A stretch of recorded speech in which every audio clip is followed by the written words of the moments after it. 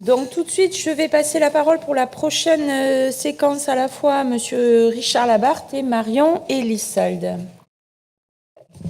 Merci beaucoup. On vous a donné quelques éléments un peu de cadrage sur les maisons sport santé. Et sur cette séquence-là, on voulait vraiment laisser plus de place aux témoignages et vous donner en introduction de ces témoignages-là, en fait, quelques premiers résultats des visites qu'on a fait sur site et individuellement de chaque maison sport santé. Avant de rentrer du coup dans ces éléments-là, je vous propose qu'on puisse accueillir nos deux témoins de Maison Sport Santé. Donc Vincent Lascaraï et Léo Duluc, qui sont respectivement responsables des maisons Sport Santé d'Anglet et du Sud-Gironde. Je vais dire bonjour. Oui, bonjour à tous et à toutes. Donc Vincent Lascaraï, responsable de la maison Sport Santé de la ville d'Anglet. Je pense qu'on va développer un petit peu après, lors des questions, nos actions diverses et variées. Nous sommes une collectivité territoriale, une ville, et dans ce cadre-là, nous avons développé des actions dans les différentes directions de la collectivité. Bonjour, Léo Duluc, coordinateur de la maison Sport Santé du Sud-Gironde. Notre maison Sport Santé a été créée pour répondre à des missions du CLS, du contrat local de santé, porté par le pôle du Sud-Gironde. Et bien sûr, on viendra après discuter un peu plus sur notre territoire et les différentes problématiques qu'on rencontre. Merci beaucoup. Alors, juste en restitution d'état des lieux, on va dire un premier état des lieux de la mise en œuvre des missions des sports santé. Juste ce petit schéma-là, vous n'êtes pas forcément familiers tous avec les missions des maisons sport santé, donc là, elles sont listées, numérotées. Et vous dire en synthèse que dans les 59 maisons sport santé de Nouvelle-Aquitaine, et les deux là qui sont en lice aussi pour les rejoindre, ce qui est vraiment assuré, c'est le cœur de mission, c'est-à-dire l'accompagnement de projets personnalisés de personnes, qu'elles aient une prescription ou non. La majeure partie ont des prescriptions, mais pas toutes. Et les maisons sport santé ont vraiment su déployer en Nouvelle-Aquitaine quasiment en totalité ces missions d'accueil, d'évaluation, d'orientation, qu'elles le fassent elles-mêmes, les évaluations, les orientations, ou en s'appuyant sur le réseau local, parce qu'elles ont vraiment cette capacité-là à fédérer, animer le réseau local. On en aura de belles illustrations. Ensuite, ça, c'est ce qui est au cœur, et ça se fait, et je pense qu'on peut se féliciter de ça dans notre région. Le dispositif PEPS préexistant, on vous a donné quelques éléments auparavant, vraiment est un filet et un support pour les maisons sport santé, pour qu'on puisse vraiment avoir une mise en œuvre de ces missions-là sur l'ensemble du territoire ou quasiment. Et à l'inverse, les maisons sport santé maintenant prennent vraiment un relais fort sur ces sujets-là et son support et ressources pour aller plus loin dans le cadre du PEPS. Là où, donc au centre, c'est vraiment ce qui est bien assuré, là où on a un bon niveau de réalisation, et plus on s'écarte, et moins on a un degré de réalisation important. Sachant que le cahier des charges est particulièrement ambitieux des maisons sport santé, et que somme toute, l'habilitation, et même les labellisations, sont assez récentes. Donc il y a une bonne dynamique, mais il y a toujours une marge d'évolution. Donc, ce qui est dans un entre-deux, c'est ce que vous avez en bleu. Donc, la mise à disposition du public de l'information sur les offres locales d'activité physique et d'activité physique adaptée. C'est vrai que les maisons sport santé, on les compare souvent à un office du tourisme ou un point info jeunesse où on doit pouvoir avoir toute l'info disponible concernant l'activité physique et sportive. Les maisons sport santé font souvent le maximum pour avoir cette info disponible. Pour autant, c'est jamais simple d'avoir toute l'info de manière exhaustive ni actualisée. Mais toutes ont vraiment ça en tête et souvent un bon socle. Après, ça dépend du type de maison sport santé aussi sur la capacité à obtenir cette info-là et l'actualiser. L'autre élément qui est dans un entre-deux, c'est le système d'information. On a un système d'information dans notre région. Quasiment toutes les maisons, qui s'appelle SAPA, quasiment toutes les maisons utilisent le même système d'information et qui est le même système d'information aussi dans le cadre du PEPS. On a encore des soucis, parfois liés au système lui-même, parfois liés à sa complétude, et ça fera partie des marges de progrès collectivement pour nous, dans le cadre du PEPS et des maisons sport santé, pour avoir un meilleur système d'information. Quand on s'éloigne un petit peu, l'orientation vers des professionnels et des structures partenaires. Donc ça, c'est une mission qui part du fait que les maisons sport santé accueillent durablement un certain nombre de personnes, puisqu'elles les évaluent, elles les orientent, elles les suivent, et que c'est l'occasion de pouvoir percevoir des besoins complémentaires. Et les maisons doivent pouvoir orienter vers des acteurs, des structures, des professionnels qui vont pouvoir accompagner de manière conjointe, concomitante, sur ces besoins-là. Et là, on voit que ça demande d'étoffer son réseau de partenaires, de structures ressources, et que c'est pas forcément simple, et puis qu'on a des différences selon si le territoire est structuré ou non, avec par exemple des communautés professionnelles de territoire de santé. Enfin, la mission 8, sur la mise en place d'actions de sensibilisation et de formation. Là, ça dépend vraiment du territoire, parce qu'il y a d'autres acteurs qui peuvent avoir pris cette place-là, et que l'idée, c'est pas forcément d'être redondant, mais en général, les maisons sport santé prennent leur place pour pouvoir sensibiliser en complément d'autres acteurs sur le territoire. Et enfin, là où on aurait le plus de chemin à parcourir en termes d'amélioration, d'évolution, la mission 9 sur mettre en réseau les intervenants. Donc là, ça rejoint ce qui est dit de la mission 8. Il y a parfois d'autres espaces, les contrats locaux de santé, par exemple. Et donc, la maison sport santé n'a pas vocation à refaire des réunions supplémentaires. On a tous suffisamment de réunions. Donc là, c'est pareil, c'est du bon dosage et de la bonne complémentarité avec l'existant. Et enfin, la participation des usagers, puisque dans le cadre des maisons sport santé, il est prévu que les usagers participent en fait au fonctionnement. Et ça, c'est dans l'esprit, mais c'est pas forcément toujours concrétisé à date. Alors effectivement, au-delà des missions des maisons sport santé, on a voulu vous faire un petit point sur la nature de ces structures et les atouts qu'elles présentaient en fonction du niveau de portage de la maison sport santé. Donc on les a distingués comme ça, sur des structures de santé. Alors on peut en citer quelques exemples dans les territoires. Il y a le centre hospitalier d'Orthez, celui d'Arcachon. Il y a la CPTS Sud-Médoc aussi, ici en Gironde, qui porte des maisons sport santé avec justement pour atout de mobiliser plus facilement les professionnels de santé, parce que effectivement, c'est des structures qui travaillent beaucoup déjà avec ces professionnels, et surtout de prendre en charge les cas les plus complexes. Après, on a identifié des structures sportives. Alors, en exemple, on a le GDOS du 47, qui porte la coordination du PEPS également en Lot-et-Garonne, et puis l'association sportive de Saint-Junien en Haute-Vienne, qui a l'avantage d'être un omnisport très conséquent et qui s'appuie sur un réseau très étoffé de structures partenaires. Donc ça, c'est l'avantage et c'est l'atout des maisons sport santé qui sont portées par des structures sportives, ce côté réseau des acteurs du sport. Après, on a identifié des structures un peu particulières qui sont associatives, en règle générale. Alors, il existe aussi dans les structures sportives des structures privées. On en a 2 ou 3 en Nouvelle-Aquitaine. Dans les associations dédiées au sport santé, créées pour ça. Donc, au premier rang desquelles, on trouve Sport Santé 86, PEPS 24, Limousin Sport Santé, qui sont des associations historiques qui existent depuis très longtemps dans les territoires et qui ont cette capacité justement à fédérer et des professionnels de santé et des acteurs du monde du sport. Ça, c'est des gros atouts pour ces structures qui sont des gros partenaires pour nous. Également, toutes les 3 coordonnatrices du dispositif PEPS dans leur département d'appartenance. Et puis on a identifié, comme on l'a dit tout à l'heure, 2 structures sociales. Alors ça dépend plus des territoires. Hein. Elles sont toutes les 2 en Creuse, donc ça dénote quand même la part prise par ces acteurs-là sur les territoires, par manque peut-être d'autres types de structures, qu'elles ont comme atout surtout de pouvoir permettre de faire rejoindre des publics différents, en tout cas très axés sur l'aspect social et éducatif. C'est un peu plus compliqué pour elles d'avoir accès aux professionnels du monde de la santé, mais c'est des choses sur lesquelles elles peuvent justement ça leur permet de travailler quand on l'a identifié. Et puis enfin, le dernier modèle, et c'est justement un petit peu les témoignages qu'on va avoir après par la suite, c'est le modèle des collectivités. Dès lors qu'une collectivité s'en empare, il y a une capacité à fédérer et surtout à mettre à disposition des équipements sportifs notamment, mais surtout à fédérer tous les acteurs d'un même territoire.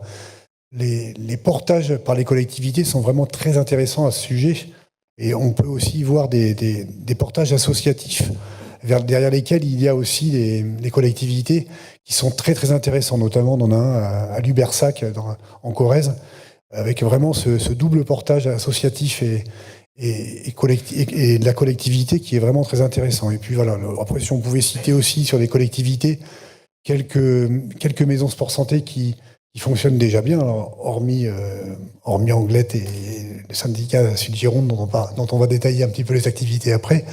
On voulait parler de Libourne, de Brive, de Chasseneuil en Charente, voilà, toutes ces collectivités qui vraiment investissent beaucoup de moyens humains et financiers sur le fonctionnement de ces structures-là. Voilà un petit peu le lien qu'on pouvait faire et les atouts de chaque portage. Au-delà de tout ça, maintenant, ce qui nous intéressait, c'était quand même d'avoir le témoignage de ces 2 maisons sport santé qu'on a le plaisir d'avoir avec nous. Alors, je ne sais pas qui commencera, Vincent peut-être, ou Léo, vous choisissez. J'avais simplement une question pour vous et pour tout le monde, c'est effectivement de nous parler un petit peu de vous présenter votre maison sport santé, vos activités, et qu'est-ce qui fait la spécificité de votre maison sport santé par rapport à une autre. Qu'est-ce que vous faites de spécial dans la vôtre? C'est ça qui peut nous intéresser comme témoignage.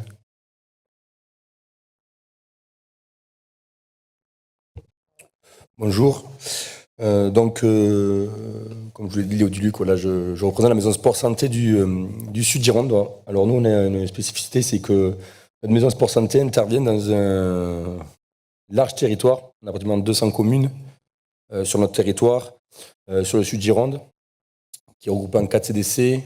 Donc la CDC du Sud-Gironde, CDC du Réolais en Sud-Gironde, le Bazadé et Convergence Garonne. Et donc, en fait, notre maison sport santé est portée par le pôle territorial.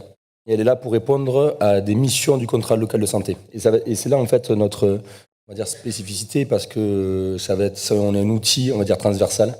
Pour le CLS, on s'appuie sur le CLS, et le CLS s'appuie également sur les compétences de la maison sport santé pour répondre à diverses missions. Notamment pour réduire les inégalités sociales et territoriales de santé, favoriser la prévention et la promotion de la santé, développer des offres de santé de proximité. C'est les missions, des missions du CLS, et sur lesquelles s'appuie également la maison sport santé pour faire un travail complémentaire. Et c'est ça, en fait, la plus-value qu'on a d'être porté par ce CLS.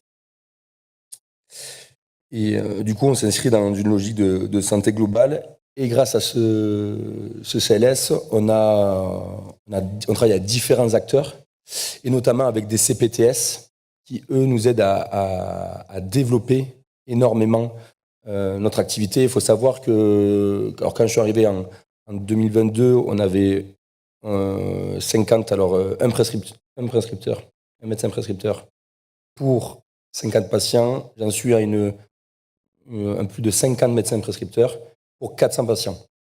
Donc tout ça, c'est grâce à un travail de collaboration avec les CPTS également, et c'est ce qui nous a permis de développer ensuite des antennes relais de la maison sport santé, ou des plateformes d'évaluation comme avec le PEPS sur nos 4 CDC, pour qu'on puisse être identifié et réduire ces inégalités d'accès.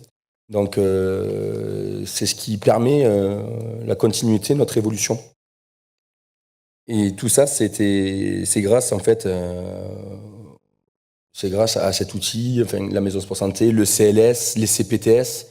Ce travail de coordination permet de nous développer et vraiment de faire un travail commun et de mettre en relation, en fait, différents professionnels de santé qu'on n'aurait peut-être pas eu l'occasion de rencontrer si on ne ferait pas partie de ce CLS. Donc c'est ça, cet échange enrichissant, et qui permet de travailler tous ensemble dans un objectif commun au final. Merci. Donc, en ce qui concerne la ville d'Anglette, les actions puisent leur origine à partir de 2010, puisqu'à l'époque, les résultats de l'analyse des besoins sociaux ont poussé nos élus à prendre des décisions par rapport au vieillissement de notre population sur notre territoire, à développer des activités physiques adaptées pour favoriser l'autonomie des personnes âgées. Donc, ces actions ont eu leur succès.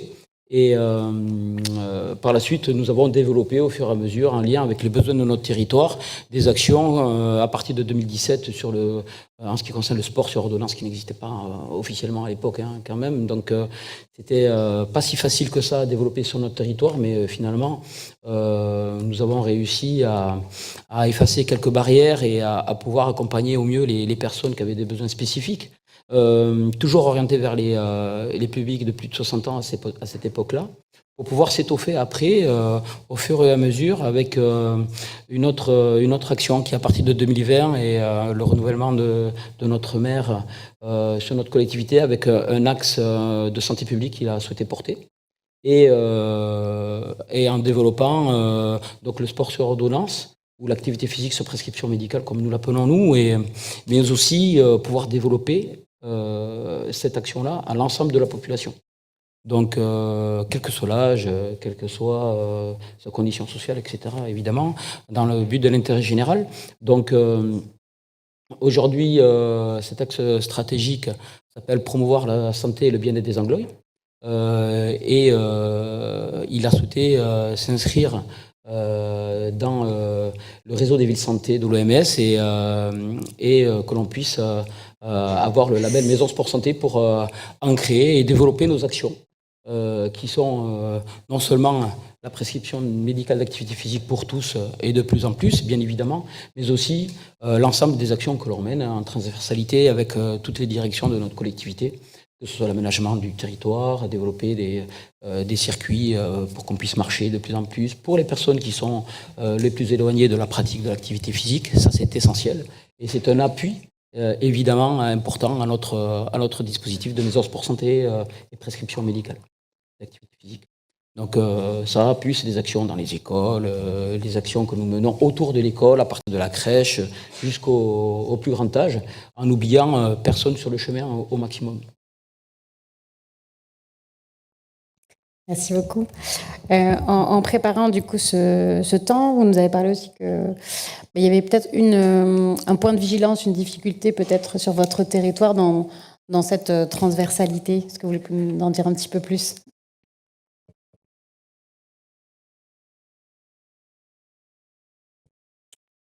Nous, en fait, notre point de vigilance et nos difficultés à l'heure actuelle avec la Maison Sport Santé, c'est qu'on a la demande, on a des programmes qui se montent, on est de plus en plus demandé, on essaie de développer ce sport santé, mais il y a une petite bête noire, ça va être sur le plan sur la stabilité économique en fait de cette maison de sport santé.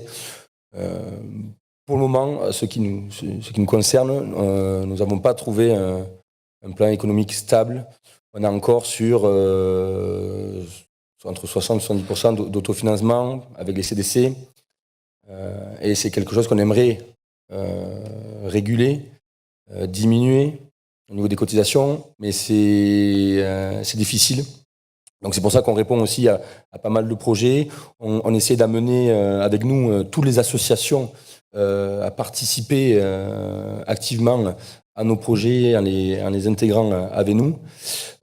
Mais pour le moment, voilà, sur de long terme, si on veut continuer à développer, si on veut embaucher pour l'avenir, il va falloir qu'on trouve une stabilité financière autre que celle qu'on a actuellement pour développer le sport santé sur notre territoire, parce que le sport santé évolue, on a de plus en plus de demandes et pour ça il faut qu'on arrive à travailler pour le moment tous ensemble pour essayer de développer ce fonctionnement et arriver à une stabilité financière la plus stable possible pour l'avenir de la maison sport santé, nos usagers et les professionnels avec qui nous travaillons. Je suis assez d'accord. En fait, c'est vrai que notre interrogation se situe surtout sur la pérennisation des financements qui nous accompagnent. Même si nous, dans le cadre de notre collectivité, de notre mairie, on a un service qui porte évidemment tous les bâtiments, les équipements sportifs, comme vous l'avez bien indiqué tout à l'heure. Mais c'est vrai que nous touchons des publics qui sont assez éloignés de la pratique. Souvent très éloignés et des fois dans la précarité, ou du moins qui ne sont pas dans une logique de payer pour souffrir, j'allais dire, mais c'est pas le sujet, mais c'est identifié comme cela dans leur tête. Alors on essaye de déconstruire ces idées reçues en évitant des fois même le mot de sport dans notre pratique, mais plutôt d'exercice ou d'activité physique. Et une fois qu'on a déconstruit ça, c'est vrai que le fait d'aborder une cotisation dans une association, c'est pas toujours simple. Donc on accompagne, nous, notre réseau associatif via des subventions, des appels à projets internes ou des conventions à objectifs, pour justement qu'ils essayent de baisser un petit peu leur cotisation de façon à ce que ce ne soit pas un frein à la pratique de l'activité.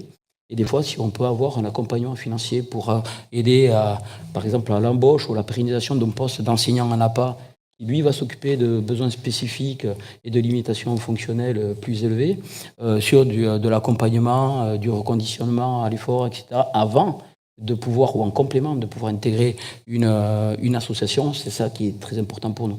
Donc c'est là, à mon sens, où se situe une interrogation. Il y a peut-être un frein, mais une interrogation à la pérennisation de certains postes par des financements qui peuvent nous accompagner. Vous avez parlé aussi effectivement des difficultés puisque vous n'aviez pas le même partage de vécu sur le territoire, puisqu'il y a une CPTS d'un côté, il n'y en a pas de l'autre, et c'est aussi ça que vous nous aviez partagé. Oui, tout à fait. C'est vrai qu'on a une différence. C'est vrai que nous, en tant que collectivité, on essaie de déployer l'activité physique sur prescription médicale pour accompagner les publics qui peuvent avoir des difficultés dans leur vie quotidienne, que ce soit lié à une pathologie chronique ou à des problématiques de déplacement physique, je vais dire, et d'autonomie, quel que soit l'âge d'ailleurs. Donc, nous souhaiterions que ces personnes-là puissent avoir des prescriptions un peu plus tôt de la part de notre réseau de professionnels de la santé, ce qui nous permettrait de les prendre un petit peu plus tôt et d'avoir des prises en charge plus simples, peut-être. Aujourd'hui, nous avons encore de la capacité d'accueil et le gros point d'amélioration, je pense, se situe sur l'augmentation du nombre de prescriptions chez les médecins de notre territoire. Merci. Pour finir ce tour, peut-être un mot tous les deux sur ce que vous avez trouvé dans cette labellisation. Vous aviez parlé tous les deux à la fois de reconnaissance de ce qui a été fait, d'un cadre, et d'un cadre qui permet aussi d'aller plus loin, puis de la visibilité que ça donne. Peut-être un mot de plus chacun sur votre territoire. Quelle plus-value vraiment, en plus de ça, qu'est-ce que vous avez trouvé dans cette labellisation ? Effectivement, ça va être au niveau de la reconnaissance. Ce qui me concerne sur le sud Gironde, maintenant on nous appelle hors de notre territoire. Donc ce qui est une bonne chose, c'est que la communication a été faite, on a été reconnu, on est connu et du coup reconnu. Du coup, on a de plus en plus de demandes. C'est aussi pour ça qu'on a fait les antennes relais, enfin les centres d'évaluation sur le territoire, parce que on ne pouvait plus, avec un enseignant à pas, on ne pouvait plus assumer cette charge de travail. Et je remercie du coup nos antennes. Il y en a une qui est présente ici parmi nous, le GEAPA, que je remercie. Et c'est grâce en fait à cette invitation de labellisation que tout ça s'est développé. Et on espère qu'on puisse continuer à l'avenir. Merci encore pour ce que vous faites. Merci à vous, à l'ensemble des professionnels. Continuez sur ce chemin-là, se lancer. Il y a encore du travail, mais je pense et j'espère qu'on est sur la bonne voie. Merci à vous.